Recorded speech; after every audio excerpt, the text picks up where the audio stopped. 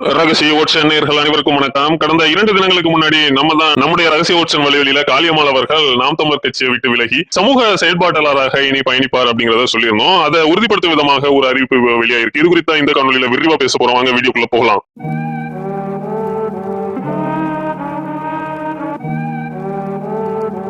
தமிழ்நாட்டு அரசியல் களத்துல எண்ணற்ற கட்சிகள் இருந்தாலும் பெண்களுக்கான ஒரு அங்கீகாரத்தையும் அவர்களுக்கு தேர்தல்ல சரிபாதி போட்டியிடுவதற்கான வாய்ப்பையும் வழங்கக்கூடிய ஒரே கட்சினா அது நாம் தமிழர் கட்சி தான். அப்படிப்பட்ட நாம் தமிழர் கட்சியில கடந்த 2019க்கு பிறகு மிகப்பெரிய ஒரு உச்சத்தை அடைந்த ஒரு பெண் ஆளுமை அப்படின்னா அது காளியம்மாள் அவர்கள் தான். 2019க்கு பிறகுன்னு சொல்றதை விட நாம் தமிழர் கட்சியின் வரலாற்றிலேயே ஒரு பெண் ஆளுமை மிகப்பெரிய ஒரு பேரையும் புகழையும் அடைய முடியும் அப்படின்னா அது காளியம்மாள் அவர்கள் தான். அந்த அளவுக்கு மக்களோடு நெருங்கி பழகி மக்களுக்கான அனைத்து இன்னல்களையும் கூட இருந்து தன்னை ஒரு தவிர்க்க முடியாத பெண் சக்தியாக தமிழ்நாட்டு அரசியல் களத்துல காளியம்மாள் அவர்கள் நிரூபித்திருந்தார்.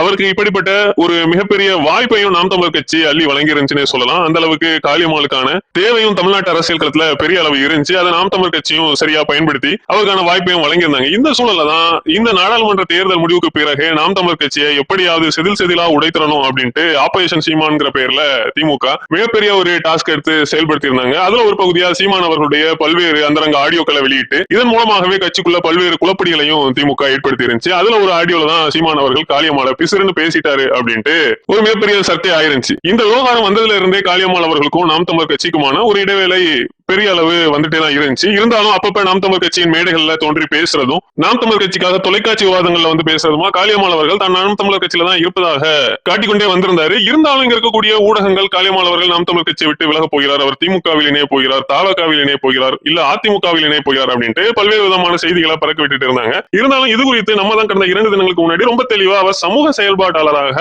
தமிழ்நாட்டில் இருக்கக்கூடிய மக்களுக்கும் பெண்களுக்குமான ஒரு கலங்கரை விளக்கமாக இனி வரக்கூடிய நாட்கள்ல செயலாற்ற போகிறார்.